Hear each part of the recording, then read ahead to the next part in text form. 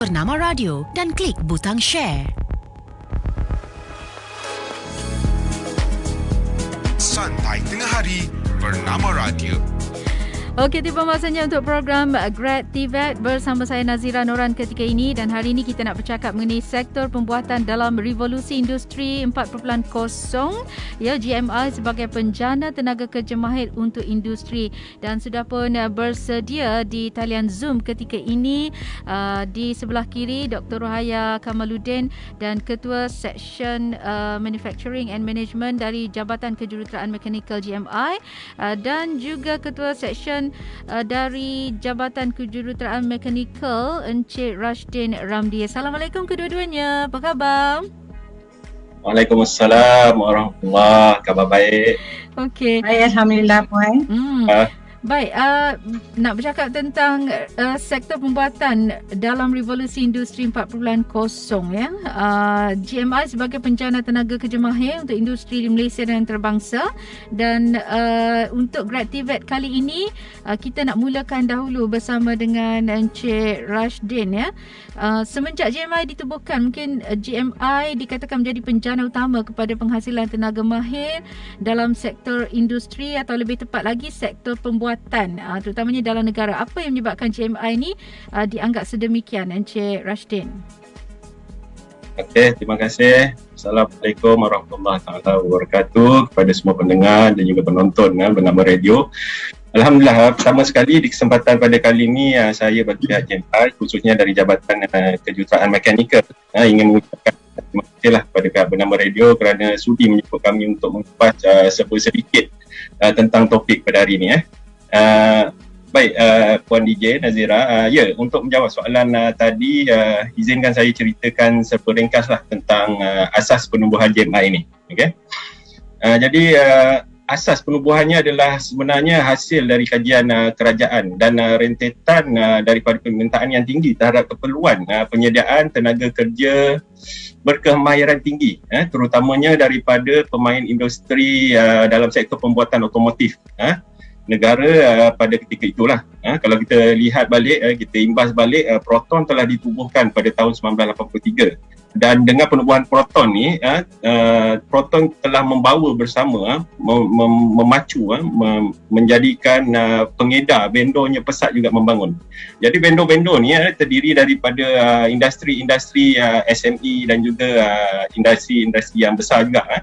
Jadi sepanjang 8 tahun penubuhan Proton daripada 1983 hingga 1990, kita dapat lihat mesin-mesin berteknologi tinggi seperti CNC. CNC ini adalah salah satu kursus yang kita tawarkan di MED lah, GMI. CNC stand for Computer Numerical Control, di mana mesin yang hanya boleh membuat kerja dengan bantuan pemprograman komputer, bantuan komputer. Selain daripada itu, teknologi tulendai, perkakasan atau acuan untuk membentuk besi menjadi komponen-komponen kereta dibawa masuk, teknologi mold, untuk membuat acuan plastik. Part-part daripada kereta ni beribu. Kalau kita tengok, dia perlukan mesin, dia perlukan teknologi tool and die, dia perlukan mold, dan juga automation system. Jadi untuk menghasilkan komponen kereta ni memang perlukan barang-barang ni. Namun pada ketika itu, kalau kita tengok, latihan kemahiran yang diperlukan untuk mengendalikan teknologi tinggi ni hanya boleh dapat melalui dua cara masa zaman tu. Sama ada kita hantar pekerja-pekerja kita ni belajar di luar negara sampai diorang mahir, atau kita import tenaga pengajar yang berkemahiran tinggi ni yang asal daripada negara luar ni ke sini. Yang mana kedua-dua kaedah ni impact kosnya sangat tinggi dan sangat membebankan industri pemain-pemain production otomotif pada ketika itu, dan dia sangat membebankan untuk jangka masa yang panjang. Jadi hasil kajian kerajaan mendapati walaupun kebanyakan mesin-mesin ni tadi dibeli daripada Jepun, namun dia punya komponen teknologi tinggi yang ada pada komponen mesin-mesin ni untuk menghasilkan mesin-mesin tu sendiri, seperti sensor, controller dia punya circuit blueprint dia, PLC system, semuanya berasal daripada Jerman. Mana kata walaupun mesin Jepun, tapi teknologi behind to build that machine itself is come from Jerman. Maka kerajaan memutuskan untuk memilih Jerman sebagai sebuah negara untuk melatih pekerja tempatan melalui penubuhan GMI itu sendiri. Jadi fast forward Okey. GMI ni merupakan institusi latihan teknikal pertama di Malaysia. Okey. Ditubuhkan pada tahun 1991 berteraskan TVET Jerman. Okey. Berteraskan TVET Jerman, kaedah pembelajaran sangat unik di mana 70% amali dan 30% teori. Jadi student ni lebih hands on. Okey. Dan at the end dia akan ada keterampilan atau kompetensi know how and know why. Okey. Jadi ini kekuatan TVET Jerman. Dan perlu juga diingat, GMI juga institusi latihan teknikal pertama di Malaysia yang diasaskan dengan konsep G2G atau government to government joint venture. MARA Malaysia, kerajaan Malaysia diwakili oleh MARA, sementara kerajaan Jerman diwakili oleh MGCC di Malaysia. Jadi GMI ini tertubuh awal sebelum lahirnya institusi lain yang seumpama dengannya seperti BMI, MFI, MSI dan lain-lain lah. Okay? Jadi dah lama.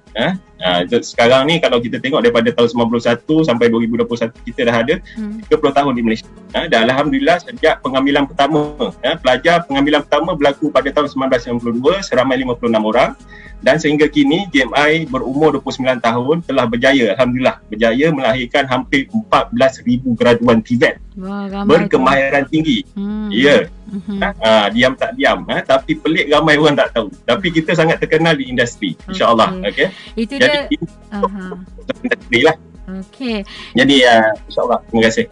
Itu dia Encik Rashdin Ramli selaku Ketua Seksyen dari Jabatan Kejuruteraan Mekanikal bercakap mengenai GMI itu tadi. Sekarang ini Dr. Rohaya pula selaku Ketua Seksyen dari Jabatan Kejuruteraan Mekanikal GMI.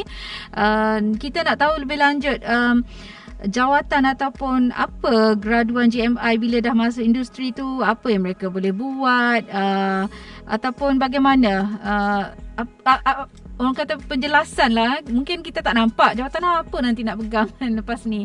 Silakan Dr. Rohaya. Terima kasih Puan Nazira. Okey, untuk graduan dari GMI merujuk kepada tajuk kita hari ini sektor pembuatan dalam revolusi industri 4.0. GMI itu sebagai penjana tenaga kerja mahir untuk industri. Juga seperti yang Cik Rashdin maklumkan tadi GMI adalah pelopor TVET di Malaysia. Jadi di GMI kami menyediakan graduan yang ada untuk diberikan pendedahan di dalam teknologi industri 4.0 selama 3 tahun pembelajaran. Jadi elemen-elemen seperti smart manufacturing, mini plant, computer integrated manufacturing dan juga projek tahun akhir ada diberikan sebagai markah bonus. Jadi dari segi keberkesanan diorang ni bekerja di industri diorang ni ada satu nilai tambah di mana ada konsep know how and know why lah, keterampilan di dalam mengendalikan perkakasan contohnya seperti troubleshoot, menyelenggara mesin dan peralatan di industri pembuatan. Jadi graduan GMI ni keboleh pasaran dia terbukti di seluruh pelosok dunia seperti di negara Jerman sendiri, di UK, di US, Amerika Syarikat, Abu Dhabi, Dubai, Bahrain, Singapura dan Brunei Jadi graduan ni bekerja sebagai apa? Sebagai penolong jurutera, juruteknik kanan di dalam bidang pembuatan otomotif, ICT, aerospace, oil and gas dan juga industri marin Jadi sebagai kesimpulannya memang graduan GMI ni memang berkualiti lah. Jadi kita akan menyediakan pendedahan industri 4.0 dan juga GMI mengamalkan pembelajaran berdasarkan standard industri. Okey Puan? Okey, jadi ianya relevan lah untuk ditawarkan di GMI dalam bidang-bidang tersebut Doktor? Ya, masih relevan dan sangat relevan Puan. Sangat relevan. Okey. Baik, kepada Encik Rashdin pula kita nak tahu setelah industri sedunia melalui IR 4.0 ni kan, adakah bidang-bidang lain yang mungkin masih relevan di Malaysia secara global sekarang ni ke macam mana? Apa sebabnya Encik Rashdin? Ya, okey. Seperti yang telah dijelaskan oleh panel sejawat saya lah, Dr. Rohaya tadi, memang benar. Walaupun IR 4.0 ni atau revolusi industri 4.0 telah melanda dunia, bidang-bidang yang ditawarkan di GMI masih lagi kekal relevan. okay? Di Malaysia maupun pada peringkat global. Okay? Namun tidak dinafikanlah masih ada segelintir golongan yang skeptikal lah tentang isu IR 4.0 ni, di mana katanya ramai akan kena buang kerja atau hilang pekerjaan, skill tak valid. Okay? Jadi fear not lah. Pada asasnya IR 4.0 ni adalah satu manifestasi lah proses atau aktiviti yang dahulu ni dalam bentuk fizikal, namun dia telah diolah dalam bentuk digital. Kalau kita lihat ada 11 tiang pilar dalam IR 4.0 ni, okay, IoT lah, big data, cyber security dan lain-lain. Okay.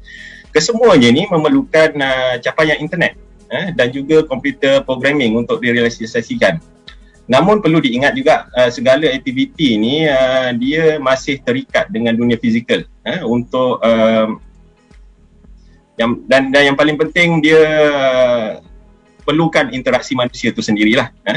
Okey, di sini saya akan cuba bawakan contohlah yang insya-Allah mudah difahamilah, mampu membuktikan juga bahawa bidang-bidang di GMI ini masih relevan. Okey.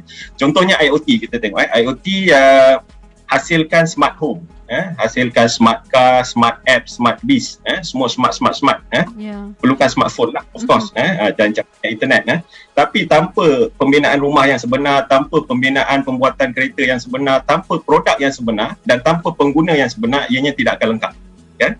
So untuk buat rumah, buat kereta yang sebenar, buat produk yang sebenar masih perlukan sumber. Masih perlukan sumber fizikal seperti kilang, masih perlukan mesin-mesin besi, material plastik, acuan pekerja, masih lagi.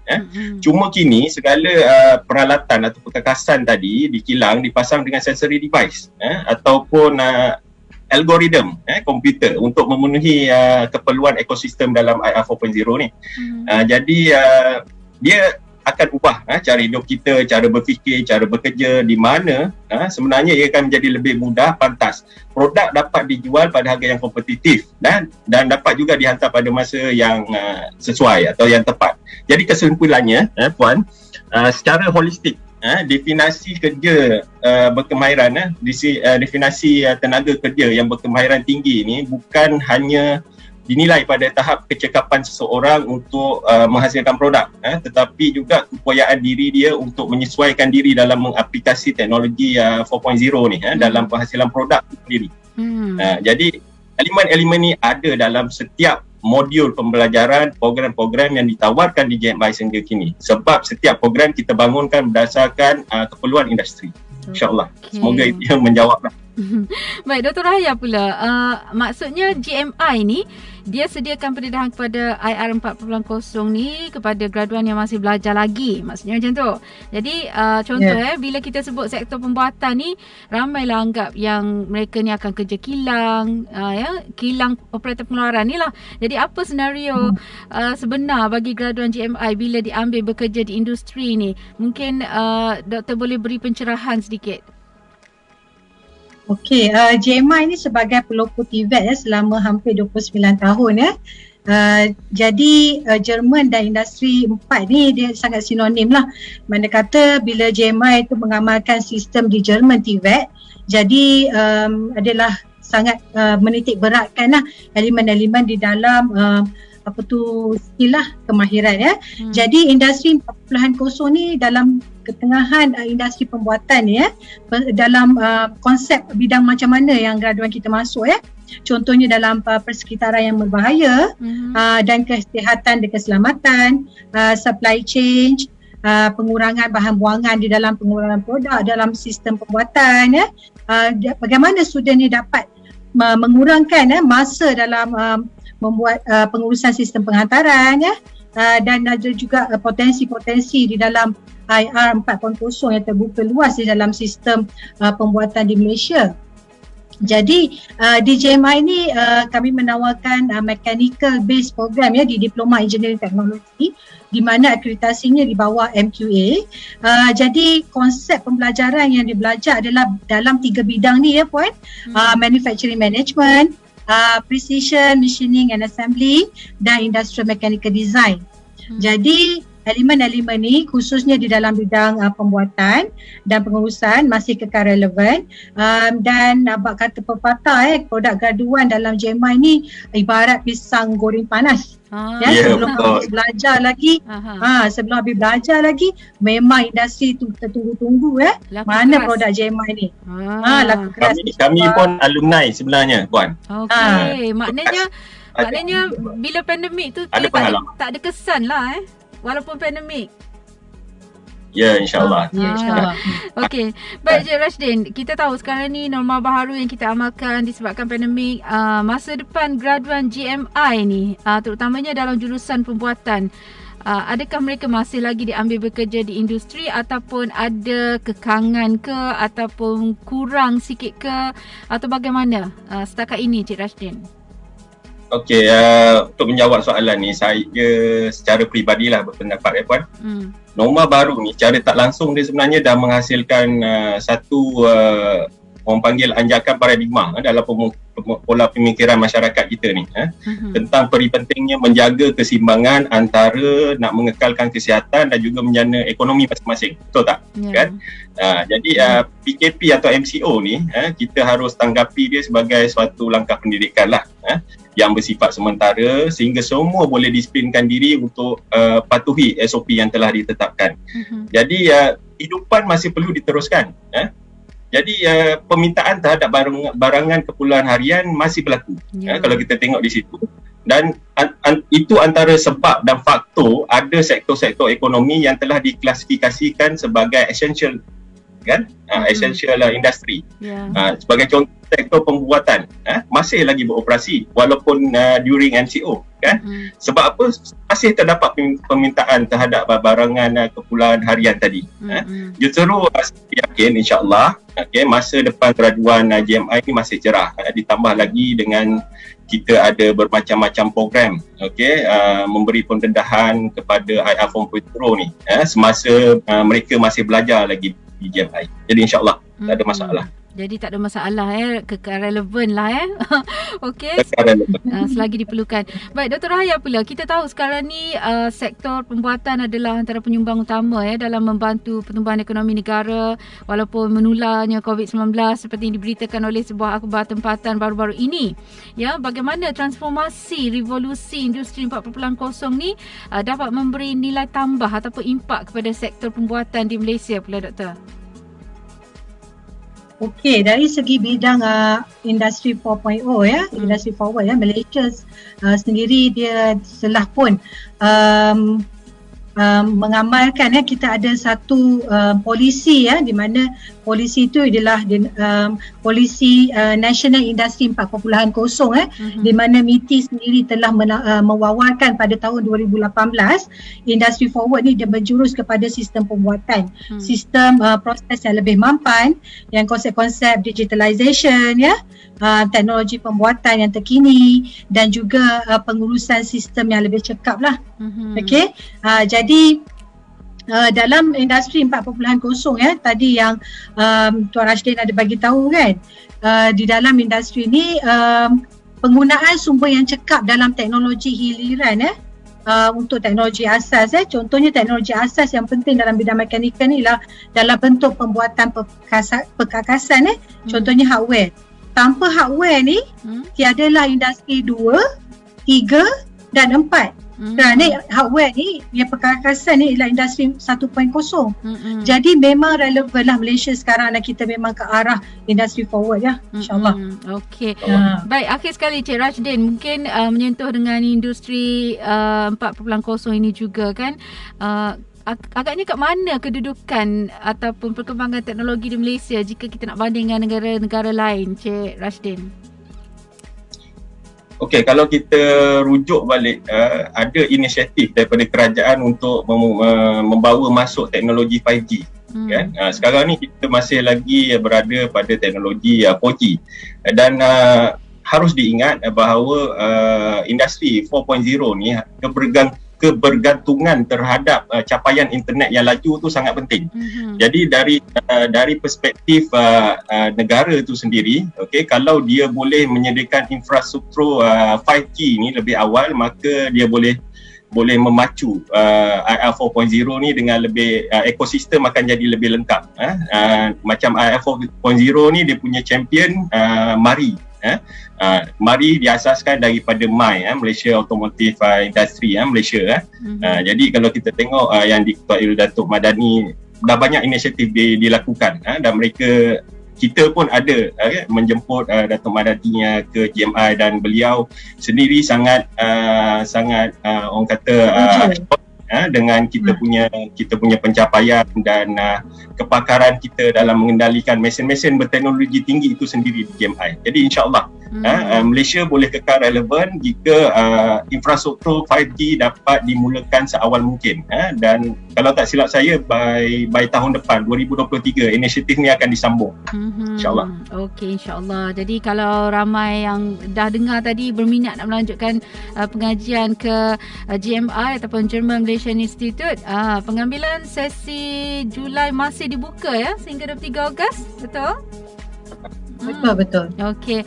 Dan anda Dr. juga Raya boleh anda juga boleh melayari www.gmi.edu.my ataupun pergi terus ke media sosial Facebook atau Instagram, Twitter, YouTube, dan kata cariannya GMI atau German Malaysian Institute untuk perkembangan dari masa ke semasa. Dan Encik Rashdin dan juga Dr. Raya sebenarnya alumni dari mana sebenarnya? Kita nak tahu juga. Tadi kita dah dengar terus apa agak yang kita nak bincang tadi. Mungkin ramai nak tahu kat mana, seronok ke belajar kat situ. Okey, boleh kongsi sedikit Dr. Rahaya? Okey, saya sebagai alumni GMI pada diploma grad 1999 batch kelima GMI ditubuhkan. Jadi saya adalah graduan daripada industri otomasi yang Tuan Rajin ada cerita tadi kan pasal Proton dan industri otomasi. So saya adalah graduan dia.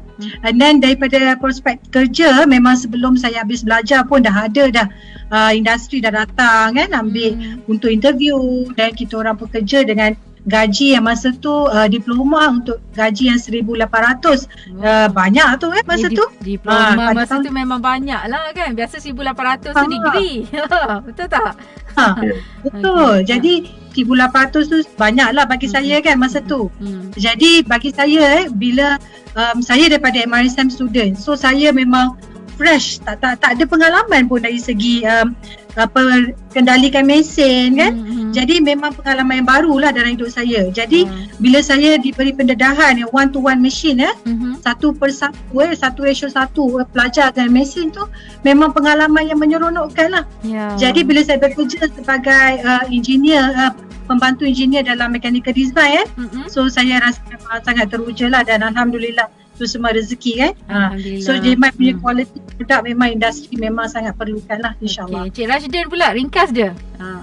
Ringkas. Saya pun sama juga, batch yang sama daripada Dr. Rohaya juga, tahun 1999. Cuma saya khusus dalam pembuatan acuan plastik, mold teknologi. Jadi setelah tamat belajar, sebenarnya sebelum tamat belajar lagi kami dah ditawarkan untuk bekerja pada tahun 1999 tu. Saya bertugas di Malaysia Airlines System sebagai aircraft machinist lah, membuat spare part kapal terbang. Jadi jadi pengalaman pembelajaran di GMI sangat membantulah. Bayangkan saya fresh SPM masuk GMI without nothing, and then keluar jadi pekerja yang terus boleh buat kerja. Jadi MAS ni tak nak masuk tapi boleh masuk dengan GMI punya diploma. Alhamdulillah. Jadi Alhamdulillah. Jadi jangan kecewa dengan SPM tu sebenarnya kan. Boleh sebenarnya kalau kita lagi-lagi dengan adanya program menarik Grad TVET GMI ini, anda boleh terus WhatsApp ke nombor 011-3553-5659 atau pergi je ke laman web www.gmi.edu.my. Jadi terima kasih di atas perkongsian Encik Rashdin Ramli dan juga Dr. Rohaya Kamarudin. Terima kasih. Assalamualaikum. Waalaikumsalam warahmatullahi. Itu dia Encik Rashdin Ramli, Ketua Seksyen dari Jabatan Kejuruteraan Mekanikal GMI, dan juga Dr. Rohaya Kamarudin dari Jabatan Kejuruteraan Mekanikal GMI bercakap mengenai sektor pembuatan dalam revolusi industri 4.0 GMI sebagai penjana tenaga kerja mahir untuk industri. Sekian Grad TVET untuk waktu ini. Anda sedang mendengar Bernama Radio.